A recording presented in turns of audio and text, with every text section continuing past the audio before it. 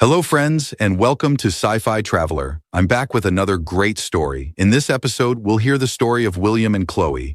Grab your coffee and sit back. Sci-Fi Traveler is about to begin. The salvage auction at Docking Ring 9 smelled like hydraulic fluid, old coffee, and the particular brand of desperation that blooms when a man has exactly enough money to make a terrible decision. William knew that smell well. He had been producing it himself for the better part of 3 years. He stood near the back of the crowd, hands in his jacket pockets, watching a Teruvian scrap dealer outbid everyone on a pile of engine coils that were, at best, decorative at this point. The auctioneer, a short, aggressively cheerful man named Paul, whose voice had the quality of a malfunctioning foghorn, moved through the lots with the enthusiasm of someone who believed deeply in the inherent value of broken things. William respected that about him, even as he resented the markup. Docking Ring 9 orbited a gas giant that nobody had bothered to name properly. It was officially catalogued as KV7 Tertius in the Meridian charts, but the people who actually lived and worked out here called it the Bruise, on account of its shifting purple-amber atmosphere, which was beautiful in the way that most dangerous things are, best appreciated from a safe distance, through reinforced glass. William was here because his ship, his previous ship, the one he still thought of with a grief that was almost romantic, had suffered a drive core failure 11 weeks ago and was now a tax write-off drifting somewhere in the outer belt. He was here because he needed a vessel. He was here because he had budgeted carefully, saved aggressively, and arrived at the auction with a specific number written on a crumpled receipt in his breast pocket. A number he intended to honor with the discipline of a man who had learned, through sustained personal catastrophe, that impulse decisions were the autobiography of regret. He lasted about 40 minutes before he saw the cruiser. It appeared on the lot manifest as Item 61-C, 1 Venlari-class light cruiser, decommissioned, partial hull integrity, propulsion offline, interior sealed, sold as is. The image in the catalog was taken from 40 meters away and slightly out of focus, which told William that whoever photographed it had made a professional assessment and decided the less people saw, the better. This was, objectively, a warning. William read it as intrigue. When Paul rolled the auction to Item 61-C, the crowd's interest dropped the way interest does when something looks more like a problem than an opportunity. 2 dealers made bids that felt more like social courtesy than genuine intention, and then the number stalled. William looked at the ship on the display screen, its long, dark hull, the faint geometric etchings along the bow that were distinctly Venlari in design, the kind of craftsmanship that didn't exist in this catalog on any normal afternoon, and he thought about the crumpled receipt in his pocket. Then he bid anyway. He won it for 3,200 credits less than his maximum, which should have felt like a victory. Instead, as the crowd moved on to a lot of mismatched pressure doors, William stood very still and experienced the precise emotional sensation of a man who has just jumped from a height he did not measure first. He took the ferry out to the holding berth an hour later, alone, carrying a portable lantern, a tools case, and what he privately acknowledged was an unreasonable amount of optimism. The cruiser was docked at the far end of the berth row, set apart from the other lots in the way that things are set apart when other things don't want to be near them. Up close, it was bigger than the photographs had suggested, which was either promising or ominous, depending on the condition of your nerves. The hull was dark. Not the dull gray of neglect, but a deep, deliberate black with those Venlari etchings running stem to stern like a language no one had translated for him. There was a crack along the port side, long and hairline thin, sealed at some point with emergency compound that had since gone the color of old rust. The landing struts were solid.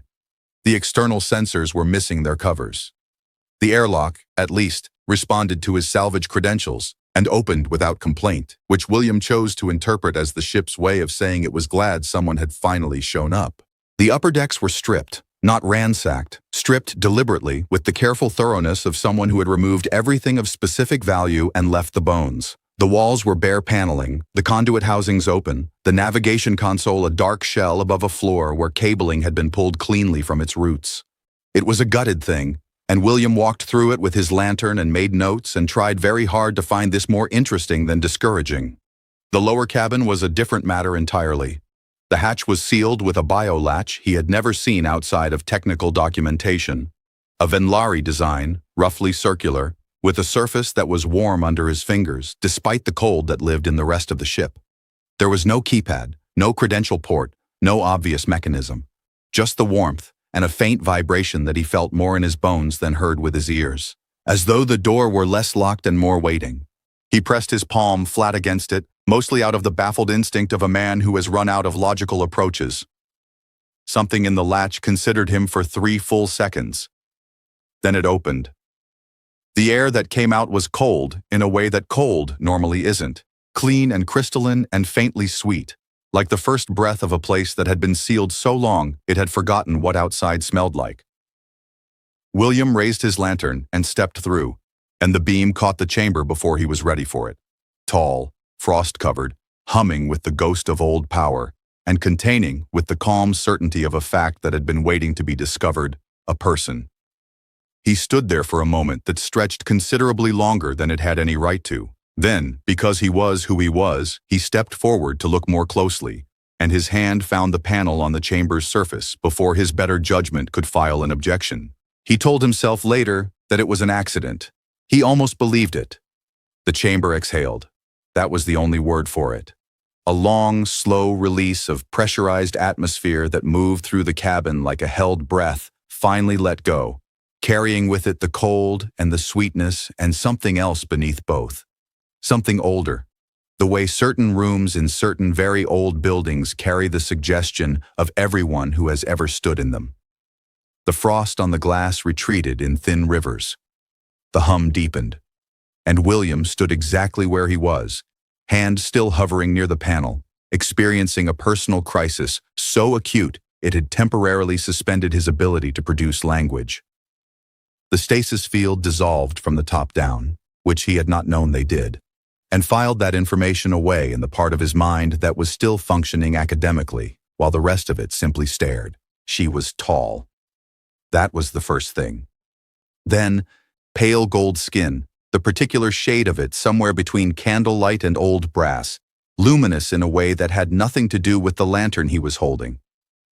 Dark hair that had settled around her shoulders with the unhurried gravity of someone who had been perfectly still for a very long time. Features that were angular and composed and wearing the expression of a person whose face had simply not received the news yet that something unexpected was happening. And the ears. He noticed them in the same moment he noticed everything else. Long, elegant, tapering to soft points through her hair, and his brain, already significantly overburdened, cataloged them and moved on with the quiet efficiency of a man who had decided that this was simply the situation now.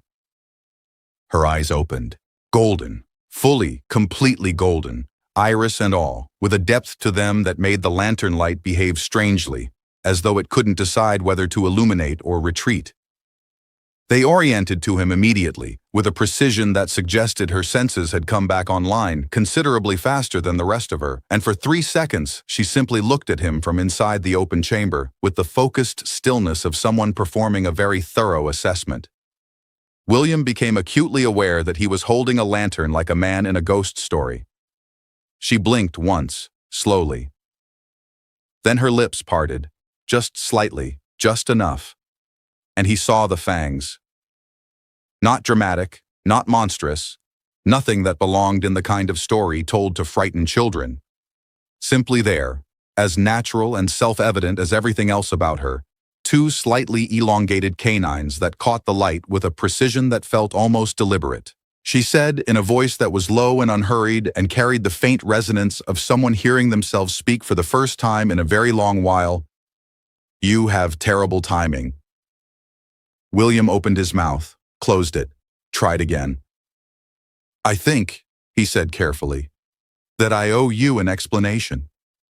"You think," she repeated. Her accent was slight, precise, Venlari. He recognized the cadence from old diplomatic recordings, that particular pattern of emphasis that made standards sound like something being handled with great care. She looked past him briefly, taking in the cabin's darkness, the stripped walls, the frost still retreating from the chamber's edges. Something moved across her face that was not quite grief and not quite recognition, but lived in the neighborhood of both. Then she looked back at him. How long? He knew what she was asking. He did the very human thing of wishing he didn't. I don't know exactly when the chamber was sealed, so I can't, approximately. The ship's been in decommission for at least 40 years, he said, but the chamber looks older. The biolatch design, the stasis tech, it reads as early Venlari third-period manufacture, which would put it 114 years, she said quietly. He stopped. She stepped out of the chamber. The movement was slow, deliberate, a careful reassembling of herself, and she was taller than he'd gauged from the outside, nearly his height, which he was already somewhat anxious about, given the circumstances. She looked at her own hands for a moment, turning them once, then let them fall to her sides with the calm of someone who has decided that inventory can be taken later. I calculated it before I entered stasis, she said.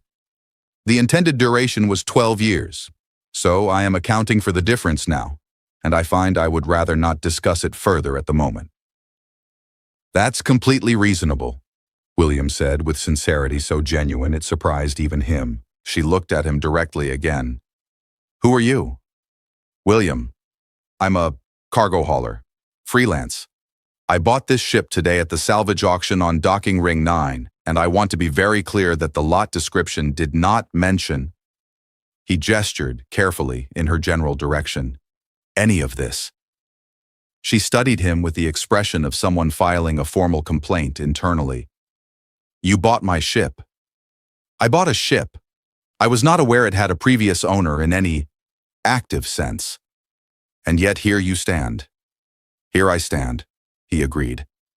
In my defense, the door was warm. She blinked again.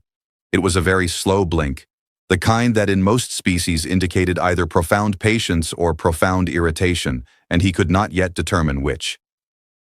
My name is Chloe, she said finally, in the tone of someone establishing the terms of a situation they did not choose. I am Venlari. I am a hemivore, which means I sustain myself on blood.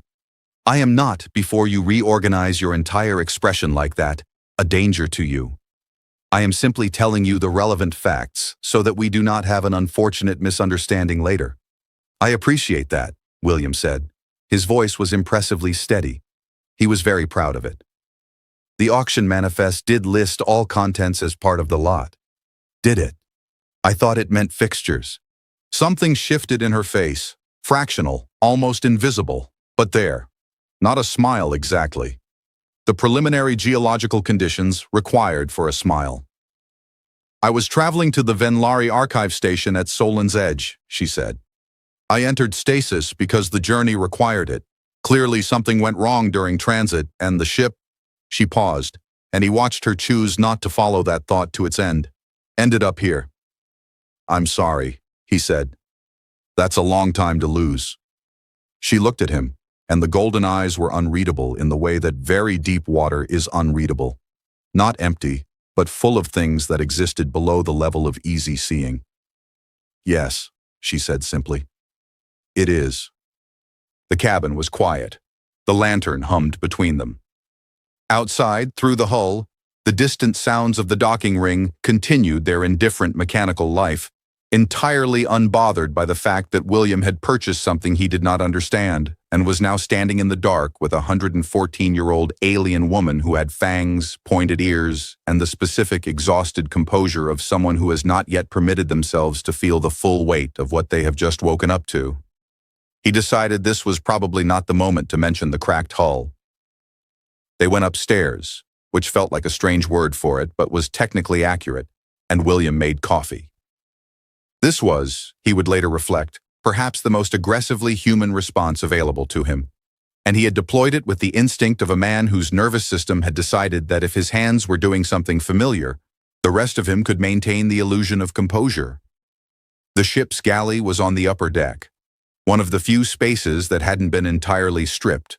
A small, functional room with a fixed table, 2 bench seats bolted to the floor, and a beverage unit that ran on the ship's emergency cells and produced something that was technically coffee, in the same way that a painting of a window was technically a view. Chloe sat across from him and did not have coffee. She sat with her hands folded on the table and watched him with the patient, undemonstrative attention of a person who has decided to reserve all judgments until the data set is more complete. She had pulled her hair back, found a long coat somewhere in the lower cabin, dark, high-collared, the kind of garment that had clearly been made for her specifically, and was wearing it with the ease of someone who had simply resumed being themselves, which William found both admirable and slightly unnerving. "The engines," she said. "What is their status?" "Offline. The propulsion system needs a full diagnostic at minimum, and there's a drive coil that looks like it argued with something and lost. The hull has a crack along the port side, sealed but not repaired. Navigation console is stripped, no sensors covers, and I don't yet know what the life support situation looks like below the emergency cells." He paused. "On the positive side, the galley works." He held up his coffee. She looked at it with the measured expression of someone being shown evidence in a case they have not yet agreed to take. "The drive coil," she said. "Show me."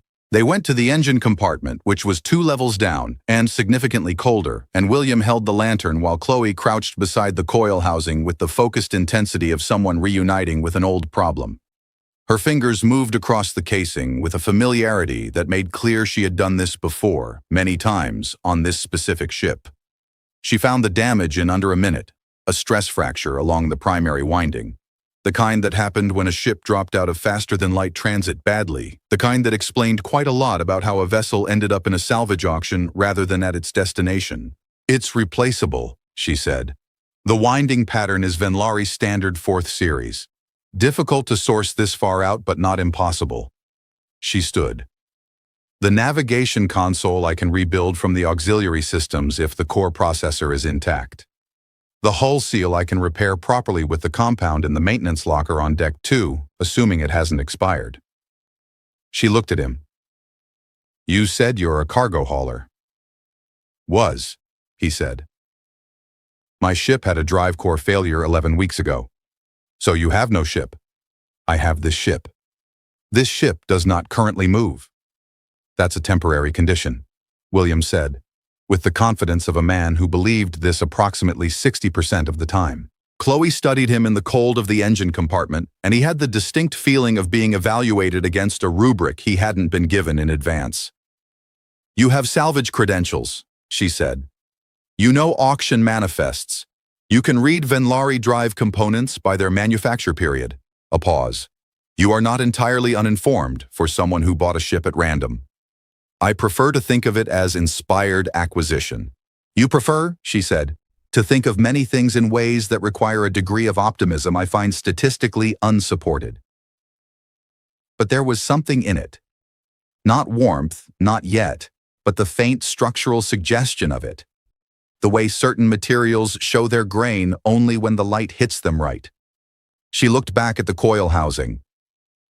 "I will need to eat," she said, in exactly the same tone she had used to discuss the drive components. "Not immediately. Stasis preserves at the metabolic level, and I have perhaps 3 days before it becomes a genuine issue rather than a mild one. But I am telling you now, so that you have time to become comfortable with the information." William considered this with what he hoped was visible equanimity.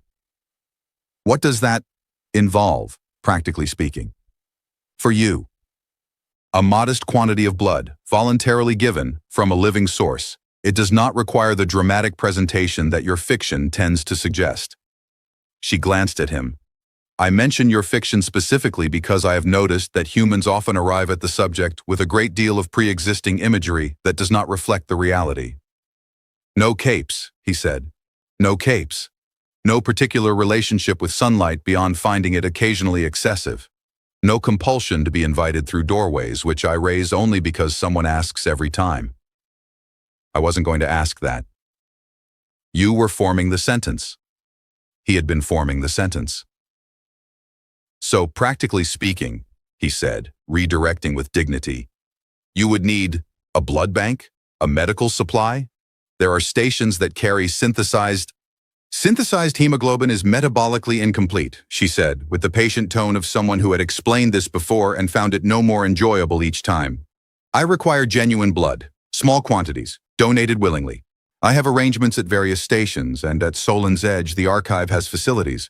The 3 days is simply the window before I become less comfortable company." "You seem pretty comfortable company right now," William said. She looked at him. "I have been awake for approximately 2 hours. Give it time." He laughed before he could decide whether it was appropriate, and she looked at his face when he did it with an expression that was new. Something unguarded, and briefly, genuinely curious, as though laughter was a thing she was encountering slightly differently than she remembered it. Then she looked away. They went back up to the galley. William refilled his coffee with the mechanical routine of a man using small rituals to process large events, and Chloe sat back down and was quiet for a moment in the way that people are quiet when they are deciding how much of the quiet to fill. "Solon's Edge," she said eventually. "Can you take me there?" "It's far." "Yes." "The ship needs repairs first. Real ones, not emergency patches." "Yes," she said again. "I am aware. I am asking whether, once the ship is operational, you are willing to make the journey." William turned his coffee cup in his hands. Through the narrow viewport above the galley bench, the gas giant hung in its permanent bruised enormity, purple and amber and entirely indifferent, and the docking ring's lights strung themselves against the black in the way that lights in the dark always looked like something was trying. He thought about the crumpled receipt in his breast pocket. He thought about 11 weeks without a ship and the specific loneliness of being a person who moves for a living and has been forced to stop. He thought about the way her hands had moved across the engine housing like they were reading something written there specifically for her. "I'll need a co-pilot," he said. Chloe looked at him across the fixed table in the stripped galley of a broken ship orbiting a planet nobody had named properly. "I am not a co-pilot," she said. "I am the original owner." "Right," he said. "So you know where everything is." The corners of her mouth moved. It was small and brief, and she appeared to feel it happening and consciously declined to pursue it further. "The maintenance locker on deck 2, she said. "We should start with the hull." The hull repair took 2 days. This was not because it was especially complicated. Chloe had been right about the maintenance locker, which contained hull compound that was still viable, a set of Venlari standard repair tools that William had never seen outside of museum catalogs, and a technical manual written entirely in a script he could not read, but which Chloe translated with the flat efficiency of someone dictating a grocery list. It took 2 days because the crack ran further than it appeared from the outside, which was a theme William was beginning to associate with this entire experience, and because working on an exterior hull while docked at Ring 9 required coordinating with the berth authority, who had opinions, and with the neighboring lot's owner, a broad, suspicious Kalathi trader named Ors, who had opinions about the opinions, and with the Ring 9 safety inspector, who had a form for everything and time for nothing. Chloe dealt with the safety inspector. William had not asked her to. He had been preparing himself for the interaction with the resigned energy of a man putting on uncomfortable shoes, when Chloe simply stepped forward, produced a set of Venlari registration documents from somewhere inside her coat that appeared to be in better condition than anything else on the ship, and spoke to the inspector with a calm, precise authority that had the quality of a thing that had never considered the possibility of being questioned. The inspector, who had the energy of a man who questioned everything on principle, looked at the documents, looked at Chloe, looked at her ears with the brief involuntary attention that William was already learning to recognize as the standard human response, and then stamped the form. "You kept the registration documents in your coat," William said afterward when they were back on the hull with the compound applicator. "For 114 years. In the coat's interior pocket," she said. "The lining is stasis-grade polymer. I keep things there that I may need quickly upon waking." She applied a smooth line of compound along the next section of the crack with the unhurried precision of someone who had done this in worse conditions. "It is a practical consideration." "What else is in there?" She glanced at him sideways. "Practical things." He decided not to press it, which he felt was personal growth. By the end of the first day, they had sealed the crack and begun the process of testing the seal in sections, which required pressurizing each compartment sequentially and watching for loss indicators on a handheld monitor that Chloe operated, and William watched over her shoulder, learning the readout language in the way that you learned things from someone who knew them completely, by proximity and attention and a willingness to ask questions that were occasionally embarrassing. She answered every one of them without impatience, which surprised him. He had expected efficiency. He had not expected the quality of attention she gave each question, the way she took them seriously, even when they were small. "Why do Venlari ships run dual atmospheric processors?" he asked on the afternoon of the second day while they were tracing the life support lines in the lower deck. "Single-point failure vulnerability," she said, without looking up from the conduit. The Venlari spent 11 years after the Meridian collapse rebuilding from atmosphere loss events. After that, redundancy became a design principle at every level. If one system fails, the other maintains. If both fail, the emergency cells sustain breathable atmosphere for 72 hours. She paused. "We do not trust singular solutions." That's a very Venlari thing to say. Most Venlari things sound that way from the outside. She looked at him then briefly. They sound that way from the inside too, if one is honest. The drive coil took longer to source than William had hoped and less time than he had feared, which seemed to be the operating principle of docking ring 9. He put a query into the parts network on the first morning and received, by the second afternoon, a response from a Teruvian parts dealer 2 berths over who had a 4th series winding in his secondary stock and was prepared to sell it for a price that was painful but not catastrophic. William negotiated.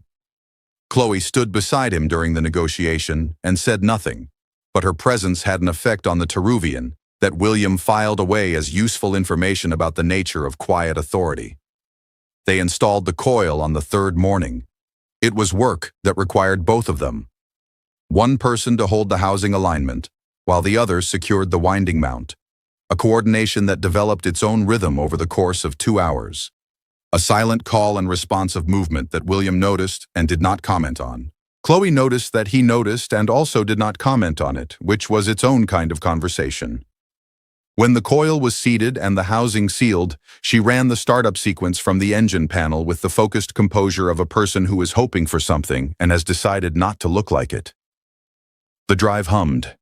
Not a ghost hum, not the vestigial memory of power, but the real and present sound of a system coming back to itself, deep and even, and climbing steadily through the frequencies until the whole deck vibrated gently underfoot.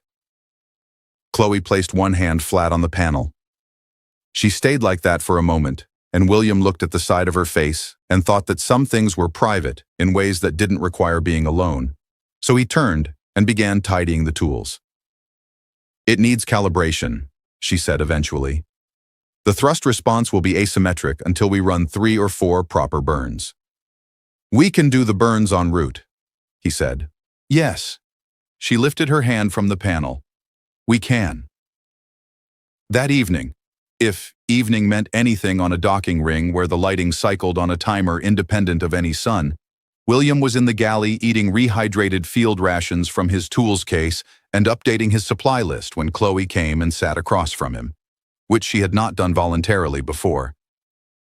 She sat with her hands on the table and looked at him with an expression that was not quite the one she used for problems to be assessed. "We haven't discussed the other matter," she said. He put down his fork. "I know. 3 days was my estimate.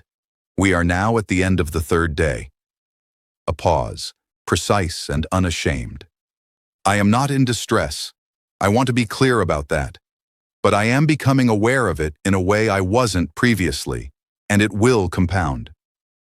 "I've been thinking about it," he said. He had been thinking about it the way he thought about structural problems, practically from the inside out, looking for the load-bearing elements.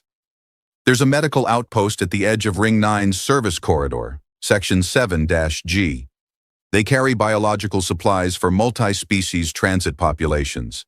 Blood products are on their standard manifest." She looked at him. "Those products are typically flagged for trauma use. Procurement requires a medical basis. I have a salvage license, a freight certification, and an absolutely extraordinary ability to describe a situation in terms that technically aren't wrong." He held her gaze. "Let me go in the morning." Something in her face shifted. Not the preliminary conditions for a smile this time, but something quieter and less categorizable. The expression of a person receiving something they had not planned to need. "You don't have to do this in a way that's complicated," she said carefully. "There is another option, which is more direct and less—" "I know," he said. "You would need to consent, genuinely, not from politeness or from some sense of—" "Chloe." She stopped. He had not used her name before. They both appeared to notice this simultaneously. I know, he said again quietly. I'm not afraid of you. I'm also not there yet. Not because of what you are, just because. He looked for the honest word and found it. We've known each other for 3 days, and I'm a person who moves slowly with things that matter. The cabin was quiet. The drive hum moved through the floor like a pulse. The outpost in 7G, she said finally. I'll go at first light cycle, he said, or whatever this station calls that. Oh, 600 by Ring 9 standard. Oh, 600, he agreed. He picked up his fork. She remained where she was, and it occurred to him that she wasn't leaving, and that he didn't mind, and that the galley was small enough that this was a choice rather than a coincidence. He pushed the second field ration across the table before he'd consciously decided to. I don't know if you... I don't, she said, but I will sit here while you do. He nodded and ate, and she sat across from him in the low light of the galley with her hands folded on the table, and neither of them said anything for a while, and it wasn't the kind of silence that needed filling. William went to the outpost at 0600 and came back at 0720 with 2 sealed medical containers, a receipt that described the contents as multi-species biological transport medium, cold chain maintained, and the particular expression of a man who has successfully navigated a bureaucratic situation by being very, very boring about it. Chloe was in the engine room when he returned, recalibrating the thrust response nodes with a tool he still didn't have a name for, and she looked up when he came in and looked at the containers and looked back at his face. And the thing that moved through her expression then was brief and genuine, and she tucked it away quickly, but not quickly enough. No problems, she said. The woman at the desk had a lengthy opinion about cold chain certification requirements, he said, setting the containers on the workbench beside her. I agreed with all of it enthusiastically. We're now certified for multi-species biological transport as a secondary freight classification, which I suspect will be useful in ways I can't fully anticipate yet. Chloe looked at the certification addendum he'd clipped to the container. Then she looked at him. You upgraded the ship's freight status while procuring my food. It came up naturally. It came up naturally, she repeated, in the tone of someone filing this away under a category that was still being defined. She took the containers without ceremony and without embarrassment, which he appreciated. There was something clarifying about the way she moved through the practical realities of her own nature. No performance of normalcy, no excessive reassurance in either direction.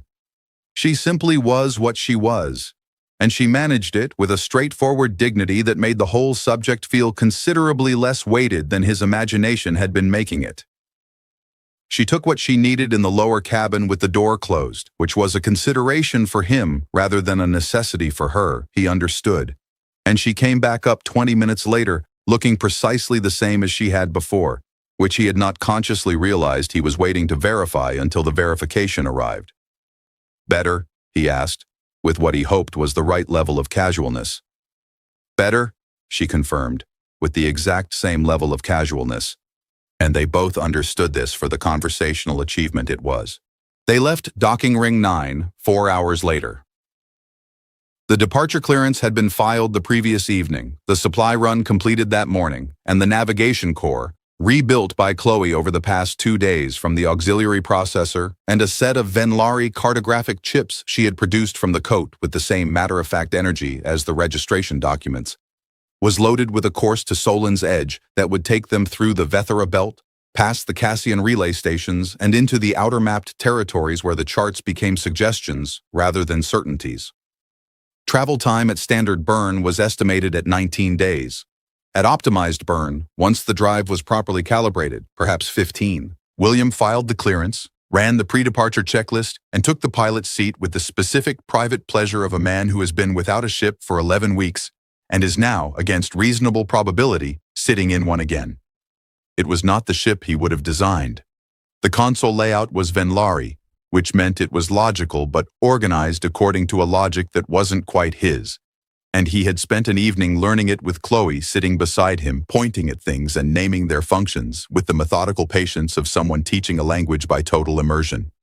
He knew enough now to depart safely.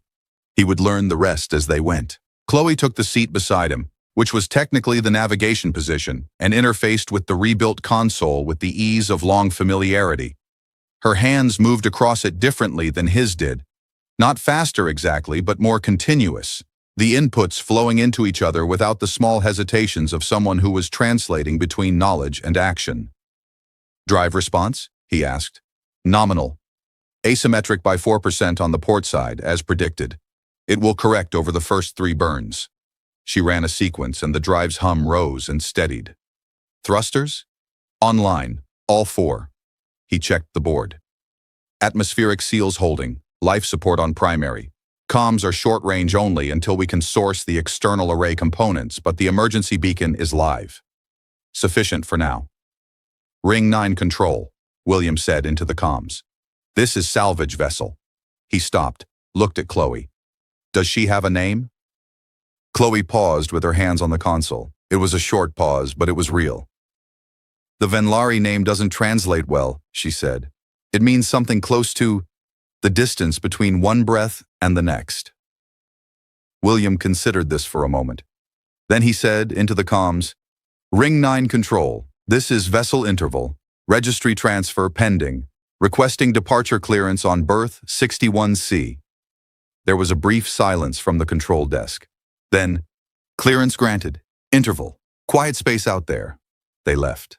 The gas giant called the bruise fell away beneath them as the ship climbed out of the docking ring's gravity shadow, and William watched it go through the forward viewport with the feeling of something releasing in his chest. Not tension exactly, but the accumulated weight of stillness, of being stopped.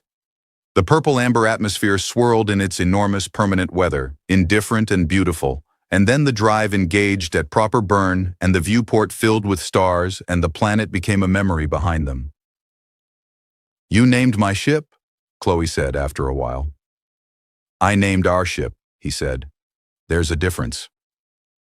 She looked at the forward viewport, at the stars resolving into the familiar scattered field of the outer transit corridor. Interval, she said quietly, as though testing its weight. Whatever she thought of it, she kept to herself, but she didn't argue, which William was learning to read as its own kind of answer. The first 2 days of transit were the days of adjustment, which was the polite name for the period in which 2 people who have met under unusual circumstances attempt to determine the sustainable shape of shared space.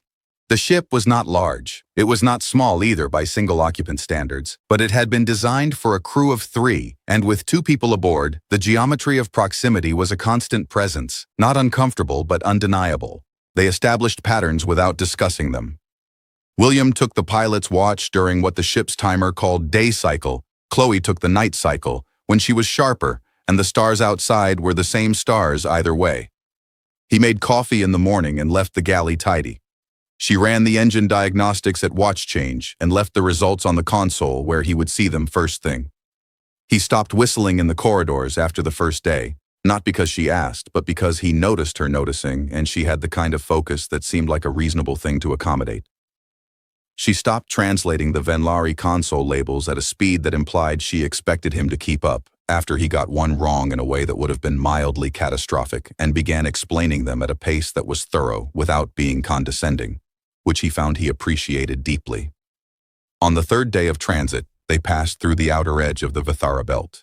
The belt was not a dramatic thing in the way that fiction tended to present asteroid fields. No constant dodging, no percussive near misses, no heroic reflexes required. It was, in practice, a region of space where the debris density was high enough to require active navigation attention and low enough that the attention could be calm and continuous rather than urgent. What it was, visually, was extraordinary.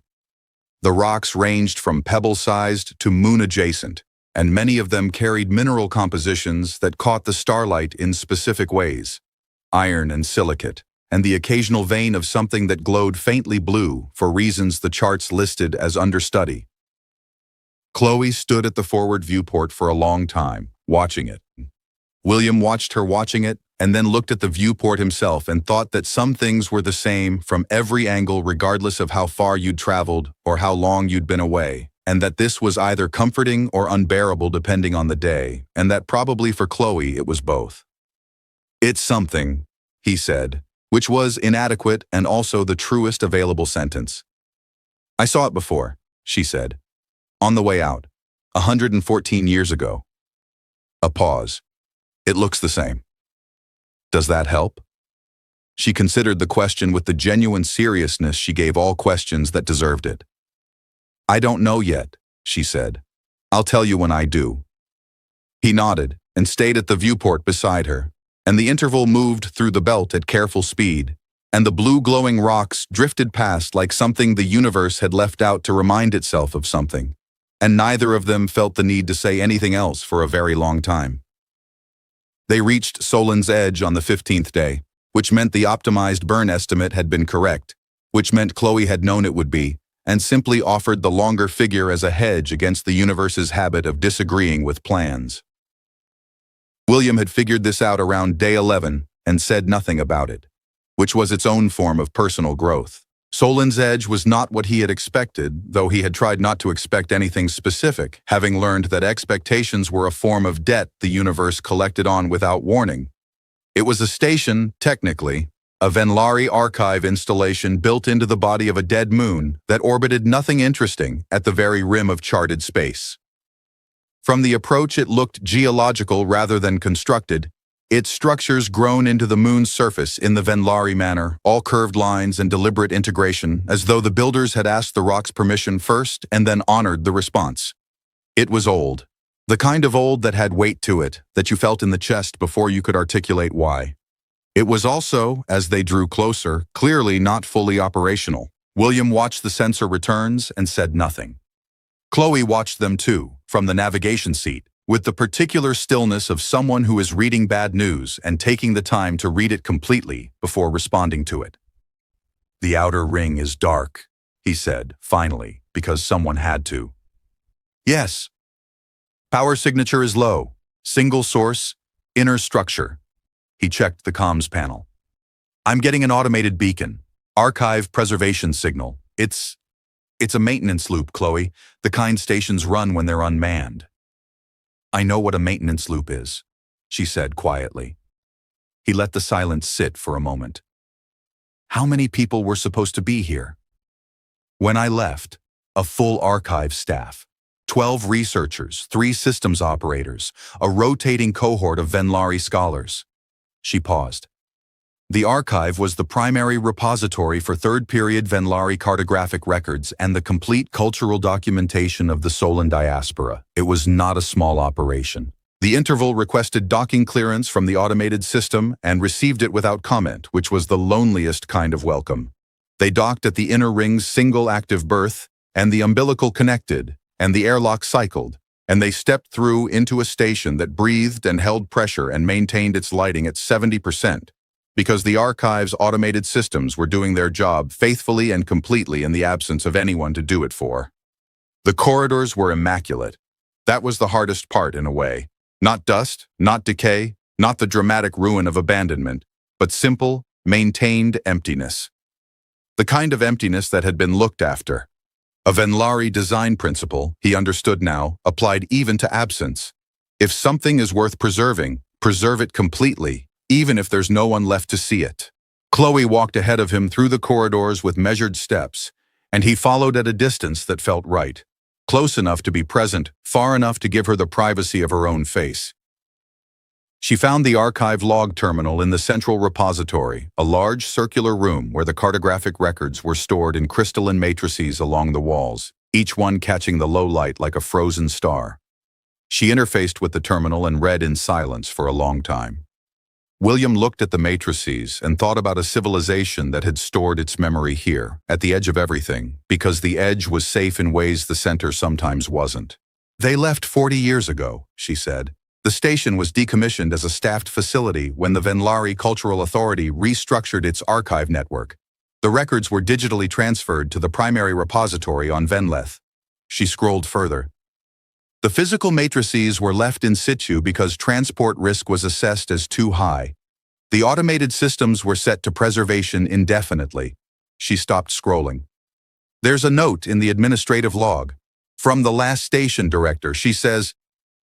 Chloe paused, and when she continued, her voice was the same as it had been, precise and even because she was choosing it to be. "She says she hopes whoever reads this finds the archive intact. She says the records here represent not just history but proof of continuity. She says she is sorry to be the one who turns the lights down." The repository was very quiet. "I'm sorry," William said.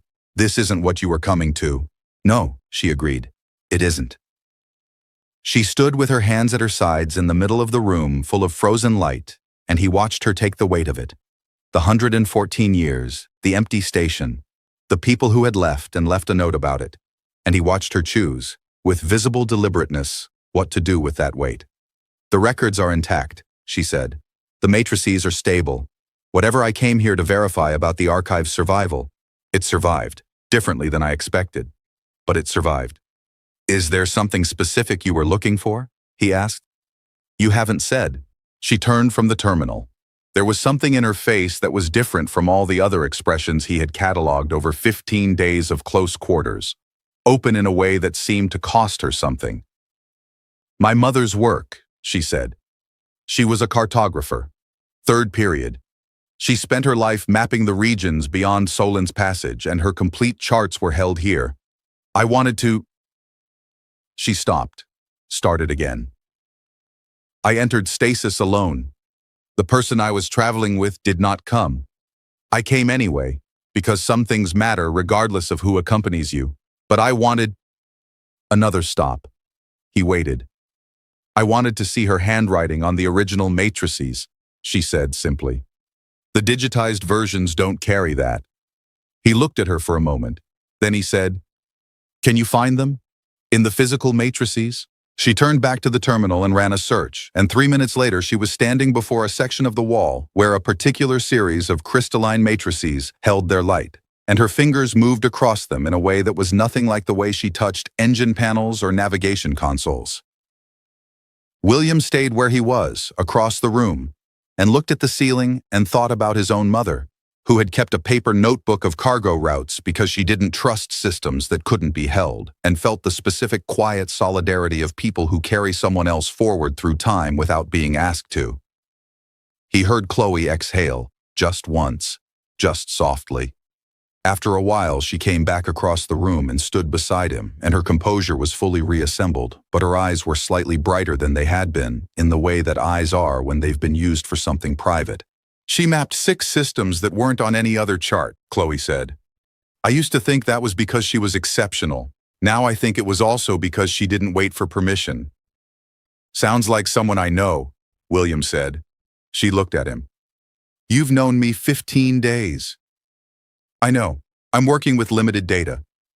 He held her gaze. "I stand by it." The thing that happened to her face then was not preliminary. It was the full thing, brief and real and completely unguarded. A smile that arrived before she could make a decision about it, that changed the whole geometry of her expression, that was over quickly but had the quality of something that had been there waiting for a while. She looked away, at the matrices, at the room. "The archive needs a report filed," she said. "With the Venlari Cultural Authority. Someone should document the physical condition of the matrices formally, so the records are updated." "I can help with that," he said. "I'm very good at describing things in terms that are technically accurate." "I know," she said. "I've watched you do it." They spent 2 days at the station. William filed the archive condition report, thorough, precise, and written with the particular craft of someone who understood that documents outlasted the people who wrote them.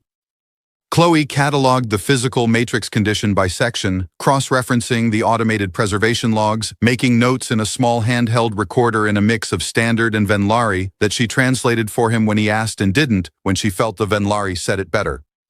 They ate in the station's unmanned galley, which still stocked emergency provisions because the automated systems were thorough even about that.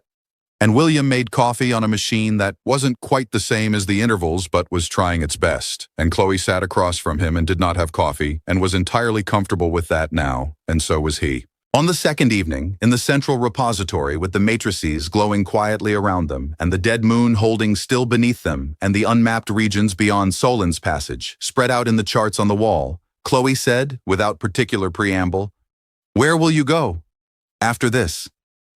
William leaned back in his chair and looked at the charts.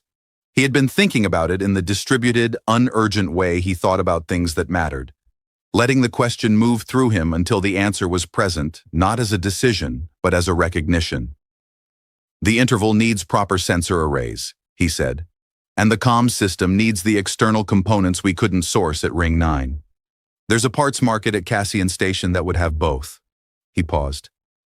It's about 9 days from here, roughly on the way to anywhere interesting. Chloe was quiet for a moment. Roughly, she said. Navigation isn't an exact science. It is, actually, quite precisely. I was speaking emotionally.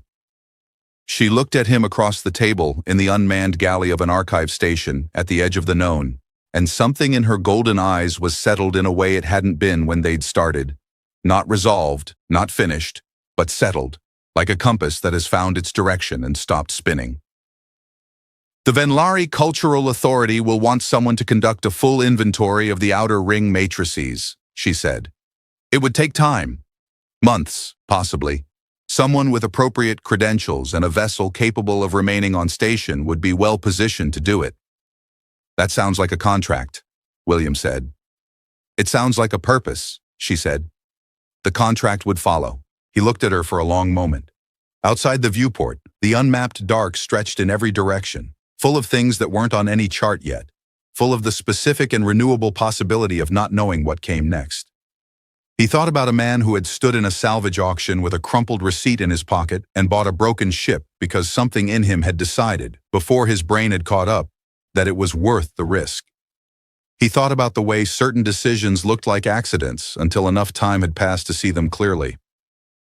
The interval could use a proper crew manifest, he said. Right now it just lists one person, which is inaccurate. Chloe folded her hands on the table. It would need to be updated. Officially. Yes. With both names. That would be the accurate thing, she said. And this time, she let the smile stay. William picked up his coffee. It was going cold, which was fine. Some things were worth sitting with past the point of perfect. Outside, the matrices held their light. The archive breathed in its careful automated way, and the interval waited at the docking berth with its asymmetric thrust corrected and its hull sealed and its name newly given, patient as a held breath, ready to go wherever the two people inside it decided the next chart should begin, the end. Yes, friends, we've come to the end of another story. Don't forget to like our story, leave your thoughts about it in the comments below, and subscribe to Sci-Fi Traveler for more stories. See you in our next story, friends.